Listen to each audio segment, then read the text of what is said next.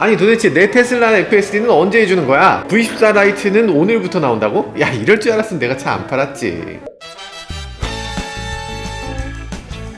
네, 안녕하세요. 모카 김한영입니다. 오늘은 정말 기쁜 소식입니다. 구형 모델3, 모델 Y 오너들이 기뻐하는 소리가 여기까지 들리는 듯 합니다. 드디어 FSD V14 라이트가 국내에 출시된다는 소식입니다. 와, 금방 나온다고는 했지만 이렇게 금방, 그것도 소리 소문 없이 나올 줄은 몰랐어요. 저희 회사에 있는 모델 Y가 자율주행 됩니까? 하면 그건 아니고 이렇게 생긴 구형 테슬라 요게 자율주행으로 슉 갈 수 있다는 건데 그래도 최근까지 미국산 S, X, 사이버트럭 해서 결국 1000몇백 대 정도가 이번에 된다 해서 난리였는데 이제는 5만 대 이상이 갑자기 FSD가 된다고 하니까 이건 대형 사건이라고 할 수 있죠. 오늘은 이게 어떤 소식인지 간단히 살펴보도록 하겠습니다.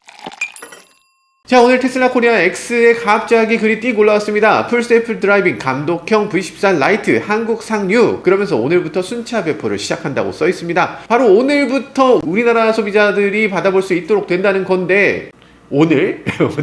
야, 대단하죠?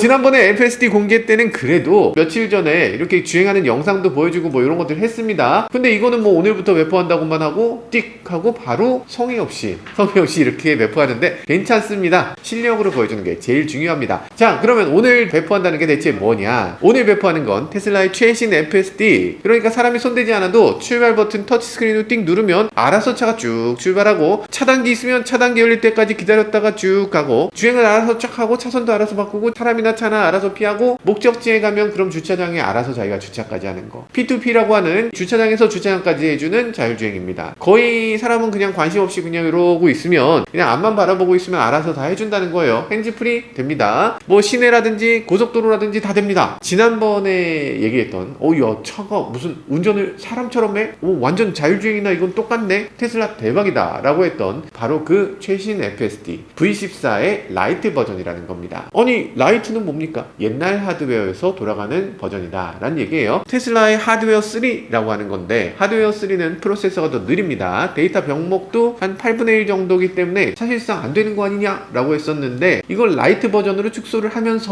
그러면서도 퀄리티는 유지한 모델을 설치해 준다는 겁니다. 어떤 차가 되느냐? 지금 최신 모델 Y, 모델 3 이 차들은 중국산이니까 이건 안 되고요. 이렇게 생긴 모델 3, 모델 Y에 FSD라고 하는 소프트웨어를 설치만 하면 바로 자율주행이 된다는 겁니다. 물론 FSD를 구입했어야 되는 거예요. 구입을 안 했으면 업그레이드 버튼 눌러서 FSD 결제 900만원 요거 하면 바로 내 차가 FSD가 된다라는 정말 엄청난 사건인 겁니다. 900만원 결제?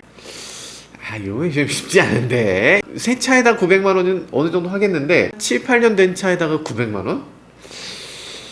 요거 쉽지 않다. 물론 자율주행이라고 말하면 막 경기를 일으키시는 분들이 계세요. 근데 자율주행이라고 말하지 못할 게 뭐 있어? 차가 스스로 가는데, 감독만 하면 알아서 간다는데 감독형 자율주행 맞지 뭐. 아닙니까? 테슬라가 그렇게 미워요? 그렇게 미운가? 그럼 어느 정도의 자율주행이 되느냐? 우선 V14에서 했던 강화학습 그대로 살렸다고 하고요. 야, 이거 인간 같지 않습니까? 하고 느꼈던 그런 느낌, 그게 실제로 가능하다라는 겁니다. 답답하지 않다는 거예요. 어떤 개선이 됐는지 여기 테슬라가 올려놓은 게 있습니다. V14 라이트는 이전에 있었던 V12에 비해서 훨씬 부드럽게 주행하는데, 조향, 차선 유지, 가감속 이런 것들을 부드럽게 해준다는 겁니다. 그리고 복잡한 교차로, 합류 지점, 분기 지점 이런 처리가 향상됐다고 합니다. 고속도로라든지 뭐 일반 시내 도로라든지 문제없이 간다는 얘기예요. 합쳐지고 교차로를 통과하고 이 비보호 좌회전하고 이런 것들이 다 된다는 겁니다. 보행자, 신호등, 갑작스런 끼어들기가 있을 때도 다 대응한다고 합니다. 그리고 불필요한 감속, 갑자기 서는 거, 이거 팬텀 브레이크, 분기 이런 거 없어진다는 거예요. 그리고 더 자연스러운 운전을 한다는 겁니다. 제동할 때 이렇게 가다가 턱 서는 게 아니고 싹 이렇게 서는 거, 출발할 때 싹 이러면서 출발하는 거, 이런 것들 된다는 거고요. 그리고 스타트 FSD from park라고 해서 이제 주차 상태에서 버튼을 누르면 바로 FSD가 작동된다. 기어 변속 같은 거 할 필요 없다는 얘기예요. 바로 터치다. 그리고 데스티네이션 어라이벌 파킹이라고 해서 목적지에 도착하면 자동 주차, 주차장이라든지 아니면 진입로를 통해서 들어간다든지 길가에 주차하는 거, 요 세 가지 옵션 중에서 하나 선택하면 알아서 목적지에서 주차까지 해준다. 후진 주행됩니다. 가다가 막힌 길, 막다른 길 가면 후진으로 다시 빠져나오는 거 되고요. 이머전시 비클 핸들링, 그러니까 뒤쪽에서 구급차가 오면 알아서 피하는 거. 스피드 프로파일이 있어서 나무늘보라든지 뭐 이런 거 선택할 수가 있다. 속도를 좀 더 빠르게 해줘, 좀 더 천천히 움직여줘, 이런 것들을 선택할 수 있는 기능도 있습니다. 그런데 하드웨어 3는 한계가 있으니까 V14하고 완전히 동일하지 않습니다. 분명히 말씀드리지만. 그리고 비감독형 언슈퍼바이즈드라고 해서 정말 차에서 사람이 자거나 정말 택시처럼 이용하거나 이런 것들은 지원이 안 된다고 합니다. 감독형 슈퍼바이즈드만 되는데, 그럼 슈퍼바이즈드라는 건 뭐냐? 운전자의 눈을 계속 보고 있다가 운전자가 앞을 보지 않으면 너 왜 안 봤어? 앞에 봐, 이렇게 경고를 계속 한다는 겁니다. 계속 경고해도 앞을 안 보면 그러면 아예 해지를 해버리는 그런 상황이 벌어지게 될 수 있다라는 얘기입니다. 라이트 버전이라고 해서 많은 게 축소되지 않았냐 라고 생각할 수 있는데, 지금 해외 영상들을 보면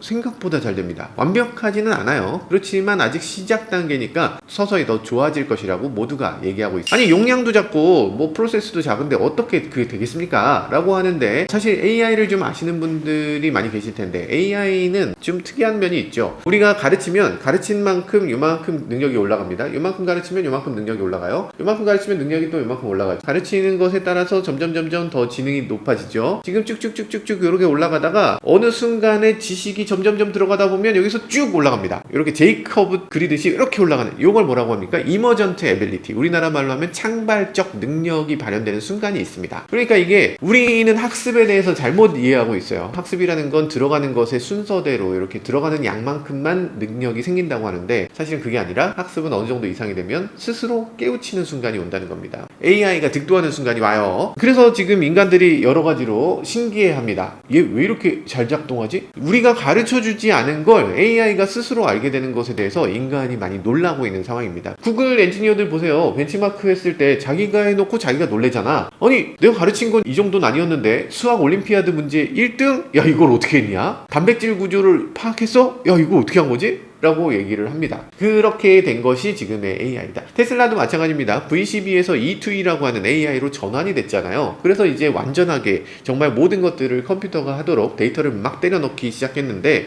그때 V12 때는 그냥 좀 하네, 사람처럼은 아니지만 어쨌든 움직이긴 하네 라고 했어요. 근데 지금 V14가 됐을 때는 뭐야, 갑자기 이게 왜 되지? 라는 시점이 들어선 겁니다. 예를 들면 스타벅스 DT점에 제가 갔을 때 저기서 창문 열고 이렇게 내다보면 음료수를 주잖아요. 음료수 주는 그걸 기다렸다가 갑니다. 왜 되는지는 몰라. 그걸 시킨 게 아니야. 어쨌든 스스로 AI를 통해서 그게 만들어진 겁니다. 그래서 이 라이트 버전에도 사람들이 기대가 큽니다. 왜냐하면 이 창발적인 능력, 이머전트 에빌리티가 생긴 이 모델로부터 디스틸레이션, 능력을 압축시켜서 배우기 때문에 라이트 버전도 그 오리지널 버전 못지않은 그 희한한 그런 운전 능력이 들어오게 된다는 겁니다. 이 V14 라이트가 얼마나 더 좋아질지도 아직은 잘 모릅니다. 다만 지금은 예외 상황을 조금씩 추가해야 되는 상황이고, 추가하면서 조금씩 더 좋아질 것만큼은 분명히 보입니다. 정말 엄청난 일이라고 할 수 있죠. 지금 FSD V14 라이트 나온 지 얼마나 됐다고 지금 갑자기 우리나라에서 되나, 이거 자체가 정말 놀라운 일이기도 하고요. 지금 미국에 나온 게 6월 29일입니다. 지금 오늘이 7월 10일이죠. 그러니까 사실 그렇게 오래 걸린 것도 아니에요. 미국에서 딱 발표하고 바로 시작한 것이 우리나라다. 테슬라에서 가장 신경을 많이 쓰는 나라가 대한민국이 아닌가라는 생각이 드는데, 어쨌든 굉장히 기쁘기도 합니다. 잠깐만, 슬프기도 하네. 제가 사실 예전에 테슬라 모델 3를 갖고 있었습니다. 제가 예전에 사고 타고 팔았던 차가 2019년형 모델 3였는데, 요거를 제가 사서 2023년에 팔았나요? 3년 동안 주행거리가 17,000km. 정말 아껴 탄 자동차라고 할 수 있죠. 탈 시간도 없기도 했고. 근데 거기에 FSD도 사서 집어넣었습니다. 풀옵션이고 퍼포먼스고 정말 끝판왕이었어요. 근데 그거를 제가 얼마에 팔았냐면 헤이딜러에서 4,750만원에 팔았습니다. 물론 제가 5천 몇백만원 주고 샀던 것 같은데, 그래서 큰 손해는 아니긴 했어. 근데 그때 제가 팔고 나서 갑자기 전기차 가격이 폭락한 적이 있습니다. 전기차 안 팔린다, 캐집니다, 뭐다 해서 우리나라에서 전기차 정말 안 팔리던 시절, 그때 딜러님이 그걸 1년 동안 못 팔고 깎고 하더니 4,250만 원에 팔았습니다. 저한테 4,750만 원에 샀는데 500만 원 손해보고 파셨어요. 상품화도 하시느라고 돈 더 쓰셨는데 너무 안타깝고, 만약에 그걸 지금까지 기다렸다 파셨다면 괜찮았을 텐데 나 그거 왜 팔았지? 들고 있을 거예요. 그래서 제가 리볼트에서 지금 구매를 다시 했습니다. 다시 계약했어요. 좀 이따 말씀드리고요. 자, 그래서 지금 모든 구형 테슬라 오너들이 기뻐하고 있습니까? 기뻐하긴 조금 이르긴 합니다. 왜냐하면 몇몇 차종 오너들은 조금 열받는 부분도 있어요. 지금은 안타깝게도 테슬라 FSD 라이트 모든 차에 배포되는 건 아닙니다. 미국산 모델 3, 미국산 모델 Y에만 해당됩니다. 그리고 하드웨어가 3여야 돼요. 하드웨어 4로 바뀌었으면 안 돼. 게다가 이렇게 생긴 모델 X, 모델 S는 미국산이라도 FSD가 안 되는 겁니다. 우리나라에 요즘 많이 돌아다니는 거 이런 주니퍼라든지 이런 하이랜드라든지 이런 차들도 FSD가 안 되는 거죠.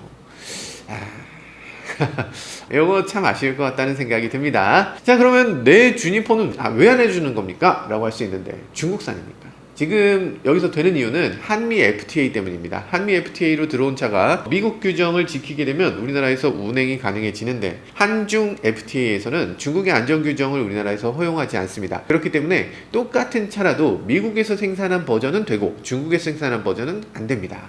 좀 안타깝죠. 그래도 중국산 모델 Y 금방 FSD 되겠죠. 내년엔 되겠죠. 내년에 절대 안 된다 이렇게 막 얘기하시는 분들 계신데, 정말 그러면 한번 우리 내기 한번 해볼까요? 농담이고요. 내년에 된다고 생각합니다. 왜냐면 제가 작년 8월 29일에 어떤 분하고 얘기를 좀 나눴습니다. 근데 그분이 보수적으로 2년 정도 보신다고 하더라고요. 저는 설마 그렇게 오래 걸릴까 라고 생각했는데 그분 말씀이 맞는 것 같습니다. 잘 맞을 수밖에 없는 분의 말씀이어서 내년으로 보시면 될 것 같아요. 그리고 또 얘기가 있습니다. 테슬라 FSD 우리나라에 들어오더라도 그거 일반적인 미국에 있는 그 FSD하고는 전혀 다르다. 시내에서는 그거 깜빡이 켜야만 움직이는 거고 그거 반쪽짜리다 라고 하는 분들 계신데, 그거 아닙니다. 시내에서 깜빡이 안 켜도 차가 스스로 깜빡이 켜고 알아서 차선 바꾸고 가는 겁니다. 핸즈온을 의무화했잖아. 그러니까 핸들을 계속 꽉 잡고 있어야 돼요. 이거 딱 놓는 순간 바로 풀려요 라고 하시는 분 계신데, 그것도 아닙니다. 지금 차들도 핸즈온 의무가 있잖아요. 그래서 가끔씩 잡으라고 하잖아요. 그걸 뭐라고 합니까? 핸즈온 리퀘스트라고 해요. HOR이라고 얘기하는데, 유럽에서 만든 이 규정은 HOR 규정이 있습니다. 근데 핸즈온 리퀘스트지 핸즈온을 계속 하라는 뜻은 아니에요. 가끔 띄엄띄엄 하는 겁니다. 띄엄띄엄 하는데 거기에 또 실내 카메라가 있잖아요. 실내 카메라가 있으면 더 띄엄띄엄 할 수 있어요. 안 해도 될 수는 없는데, 의무가 있는데 어쨌든 카메라 있으면 좀 더 띄엄띄엄 할 수 있다. 손을 떼는 순간 바로 취소. 이건 절대로 아닙니다. 물론 미국의 FSD하고 똑같냐? 라고 하면 그건 당연히 아니죠. 유럽 FSD는 미국 FSD하고 완전 동일하진 않을 겁니다. 미국 FSD는 지금 막 머리 집어넣고 막 자기 마음대로 샥샥 지나가고 이렇게까지 해보잖아요. 그거에 대한 규정이 없기 때문에 그렇게 되지만, 당연히 여기는 핸즈온 규정도 있고 카메라로 운전자를 봐야 된다는 규정도 있습니다. 두 가지가 다 있어요. 그렇기 때문에 그 정도는 안 될 수도 있고, 이 머리 집어넣는 요것도 한계가 있을 수 있는데, 그렇지만 FSD의 주요 기능들, 차선을 스스로 바꾸느냐, 교차로 알아서 가느냐, 사람을 피해갈 수 있느냐, 핸들을 꺾느냐, 뭐 이런 것들은 당연히 다 됩니다.